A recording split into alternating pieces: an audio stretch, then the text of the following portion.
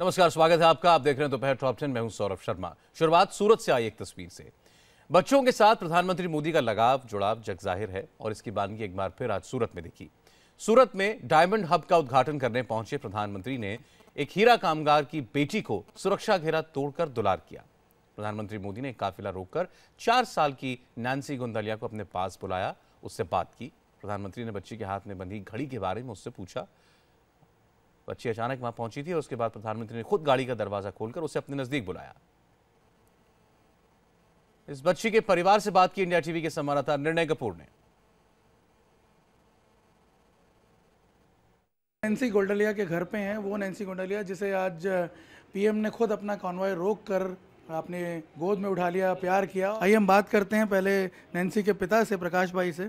प्रकाश भाई, ये बताइए कि कैसा फील हो रहा है जब इतना लोग आपके पास आकर के बधाइयाँ दे रहे हैं? वो बधाई दे रहे हैं। आज नैन्सी ने वो मोदी दादा ने उसको रुमाला खेला, गोद में रखा है, उसी लिहाज आज माहौल का दिन बहुत है। आज ज़िंदगी में पहली बार इतना खुशियों मेरे में आ गए है। फिर रोज पत्रकार सब लोग आए, सब मेहमान लोग को मिलने के लिए फ़ोन पे फ़ोन चालू है सब। उसी लिहाज सुबह से ही बोलते थे मोदी दादा को मिलने का है। वो आधे रास्ते में पंचर पड़ गया तो मेरे को आज मिलेगा नहीं मोदी दादा को। फिर गाड़ी रख के हम पंचर वाले को पंचर कर डालने का हम जा रहे हैं, तो हम वहाँ वीर दरवाजे, कतारगाम दरवाजे पे हम लोग गए वहाँ। और मैंने बोला, नैन्सी को बोला चलो अब आने वाली है गाड़ी दादा को। तो वहाँ दादा को गाड़ी रहे, वो भाजपा वाले के सब खड़े थे, इस तरफ दूसरे खड़े थे, आश्रम वाले खड़े थे और इधर डायमंड वाले खड़े थे। मैंने बोला ये भाजपा वाले वहाँ जा खड़ा रहे, अपने को जाने देंगे। तो वहाँ आगे चला गए सब लोग, हम लोग तो वहाँ खड़ा रहा। तो मैं नैन्सी ने बोला ये पुलिस। एक बात बताइए, आपने पहले सोचा था कभी कि इस तरह से मिल पाएगी आपकी बेटी प्रधानमंत्री मोदी से और वो खुद रोक के उससे मिलेंगे? वो 2 साल से ही दादा बोलते, 2 साल से वो बोलते मोदी दादा मोदी दादा। और शनिवार को दिन भी हम गए थे, वो चौपाटी के साथ सिटी लाइट पे इसको दिखाने लेके मोदी दादा को लाइटिंग सब किया, पोस्टर बोस्टर सब दिखाया। और हम वहाँ गए, आज सुबह में से ही बोला कि दादा को मिलने का है। तो मैंने बोला दादा को कैसे? वो बोलते कि ऐसा करेंगे दादा को। और दादा जैसा ही आया तो मैंने बोला चला जा दौड़ के। वो पुलिस वाला ने रोका, कमांडर ने भी रोका, फिर मैंने बोला चला जा, तो सीधी दौड़ के चली गई। तो भी रोका, तो फिर मोदी दादा ने बोला कि इधर आ। कमांडर ने उसको आने दो, तो आने दो, सीधा उसका हाथ पकड़ा कि ये क्या है हाथ में। तो उसने बोला गली है। उसका तो मेरा नाम बोलिए, लेकिन नैन्सी मेरा नाम गोंडलिया, नैन्सी गोंडलिया मेरा नाम। तो फिर उसने गाल पे ऐसा ऐसा किया, सब पपी वपी सब लिया उसने और बोला कि जाओ। उसने उसका कमांडर जो सूटकेस वाला है उसको बोला कि जाओ उसको छोड़ के आओ। फिर वो आधे में आया छोड़ के, तो सब लोग पब्लिक लोग इसको ही पकड़ लिया उसने। यहाँ नैन्सी भी है, मासूम सी बच्ची, बिल्कुल इस बात से अनजान के वो किससे मिल कर के आई है। नैन्सी, एक बात बताओ, नैन्सी किसको मिले थे आप आज? मोदी दादा। मोदी दादा। तो क्या बोला उन्होंने? शू कीधું એમને? એને શું પૂછેલું પહેલા? ઘડિયાળ बताओ। હાથમાં શું પહેર્યું એમ પૂછ્યું, બતાવો। હા बताओ। ઘડિયાળ અને શું બીજું શું પૂછ્યું? બીજું શું કર્યું? नैन्सी। નામ શું એમ પૂછ્યું? नाम पूछू। શું પૂછ્યું? नैन्सी। હા, નૈન્સી। किससे मिले आप? કોને મળી તું? કોને મળી थी? मोदी दादा ने। मोदी। अच्छा लगा मिलके?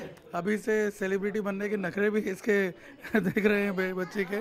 खैर, ये इस बात से अनजान है कि इसने क्या अचीव किया है लाइफ में, लेकिन इसके माँ बाप जो हैं वो बहुत खुश हैं। और इससे पहले आज सुबह प्रधानमंत्री मोदी ने सूरत में ही किरण मल्टी स्पेशलिटी हॉस्पिटल का भी उद्घाटन किया था और इस दौरान भी एक बच्चे को प्रधानमंत्री ने अपने पास बुलाया और उसके कान खींच कर दुलार किया।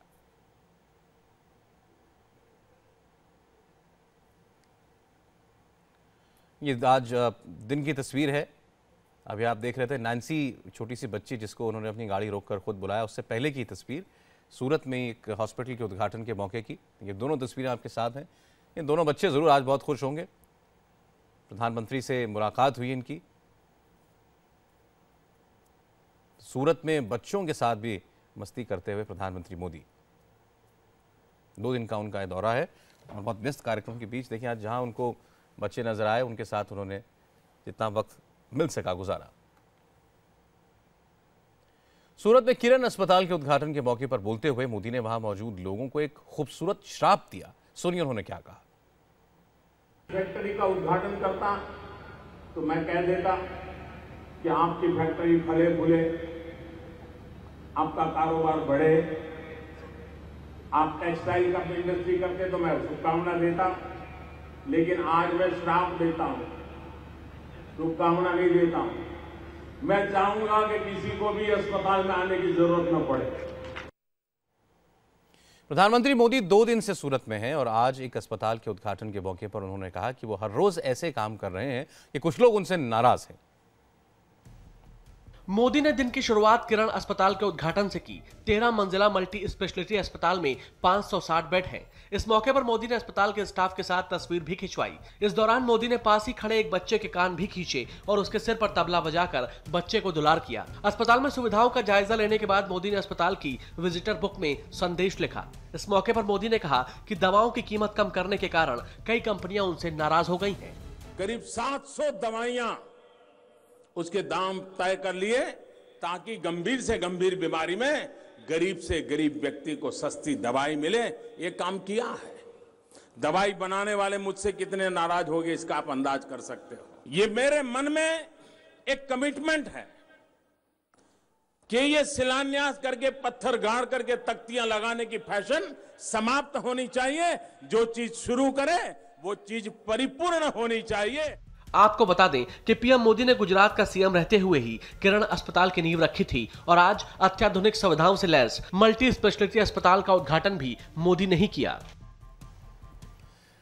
यूपी के सीएम योगी आदित्यनाथ ने 3 तलाक के मुद्दे पर बड़ा बयान दिया। सीएम योगी ने 3 तलाक पर चुप रहने वालों की तुलना द्रौपदी के चीरहरण के दौरान चुप रहने वालों से की। साथ ही उन्होंने कहा कि जब देश एक है तो सिविल कोड भी एक ही होना चाहिए।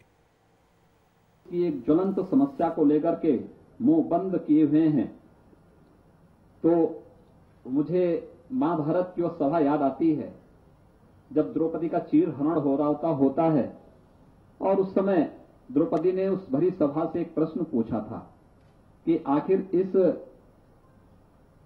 घटना का दोषी कौन है, इस पाप का दोषी कौन है, चीरहरण की घटना का दोषी कौन है। कोई बोल नहीं पाया था, केवल विदुर ने कहा था। विदुर ने कहा था कि तिहाई दोषी वे हैं जो अपराधी हैं, तिहाई दोषी हैं जो उनके सहयोगी हैं और तिहाई दोषी हैं जो मौन हैं। और मुझे लगता है कि देश का राजनीतिक क्षितिज जब मौन बना हुआ है इस देश के अंदर ट्रिपल तलाक के मामले को लेकर के, सचमुच उन्हें भी कटघरे में खड़ा कर देती है पूरी व्यवस्था, अपराधियों के साथ साथ अपराधियों के सहयोगियों को और मौन लोगों को भी। जब हमारे फौजदारी के मामले समान हैं तो फिर शादी ब्याह के कानून भी समान क्यों नहीं हो सकते हैं। अगर भारत एक है, वन नेशन की थ्योरी अगर हमें अपनानी है तो फिर कॉमन सिविल कोड के बारे में उनकी धारणा स्पष्ट थी और मुझे लगता है ये बातें इस बात को स्पष्ट करती हैं कि उनके लिए अपनी विचारधारा महत्वपूर्ण नहीं, उनके लिए राष्ट्र महत्वपूर्ण था। हमारी राजनीति का आधार राष्ट्र के हितों पर घात प्रतिघात करके हमारी राजनीति महत्वपूर्ण नहीं हो सकती है। हमारी राजनीति राष्ट्र के दायरे में रहकर के होनी चाहिए, संविधान के दायरे में रहकर के होनी चाहिए। उधर मशहूर सिंगर सोनू निगम ने मस्जिदों में होने वाली आजान पर आज एक विवादित ट्वीट किया जिसके बाद जोरदार बहस शुरू हो गई। बॉलीवुड सिंगर सोनू निगम ने अजान के दौरान बजने वाले लाउड स्पीकर पर सवाल उठाए हैं। सोनू निगम ने कहा कि सुबह सुबह अजान के दौरान लाउड स्पीकर बजने की वजह से जबरदस्ती उठना पड़ता है। सोनू निगम ने ट्वीट किया है कि अगर वो मुस्लिम नहीं है तो मस्जिद की अजान की आवाज से उनको क्यों रोज सुबह उठना पड़ता है। मैं मुसलमान नहीं हूँ, फिर भी मुझे अजान की आवाज के चलते सुबह उठना पड़ता है। धर्म के नाम पर यह जबरदस्ती क्यों, ये गुंडागर्दी क्यों? मुझे नहीं लगता कि किसी भी धर्म में बिजली का इस्तेमाल कर इस तरह से सुबह किसी को उठने के लिए मजबूर किया जाता है। जब पैगंबर मोहम्मद साहब ने इस्लाम की शुरुआत की उस वक्त बिजली नहीं थी। मुझे नहीं लगता कि किसी मंदिर या गुरुद्वारे में बिजली का इस्तेमाल उन लोगों को उठाने के लिए किया जाता है जो धर्म का पालन नहीं करते। तो मुस्लिम ऐसा क्यों करते हैं? मैं ये सवाल ईमानदारी से पूछ रहा हूँ। सोनू निगम के इस ट्वीट पर मुस्लिम धर्मगुरुओं ने कड़ी प्रतिक्रिया दी है। सोनू निगम ने अजान से परेशान होने के बाद ट्वीट की तो मुस्लिम धर्मगुरुओं ने कहा कि ये तो धार्मिक रवायत है, इस पर सवाल उठाना ठीक नहीं है। सोनू निगम ने जो अजान पर एतराज किया है, हम समझते हैं ये उनका एतराज बिल्कुल ही बेजा है, मजहबी रिचुअल का हिस्सा है और हम नहीं समझते कि इसमें किसी को कोई दिक्कत होगी। तो जिस इलाके में रहती है उस इलाके के मुसलमानों से अप्रोच करें, भाई तुम इधर सुबह की अजान दिया करो तो अपना हमारी तरफ जो है उसको न करो। अगर उनकी नाम अगर आँख खुल जाती है तो हमें इस पर उनसे सिंपैथी रखना चाहिए और उनकी प्रॉब्लम को हल करने के लिए कोशिश करना चाहिए। श्रीनगर में आज एक कॉलेज के बाहर पत्थरबाजों ने पुलिस पर हमला कर दिया। मामला श्रीनगर के एसपी कॉलेज का है। कुछ पुलिस वालों और छात्रों के बीच झड़प हो गई। इस बीच छात्रों ने सुरक्षा कर्मियों पर पत्थरबाजी शुरू कर दी। छात्रों ने मुंह पर रुमाल बांधकर पुलिस के ऊपर जमकर पत्थर बरसाए। बेकाबू छात्रों को काबू करने के लिए पुलिस ने भी जवाबी कार्रवाई की।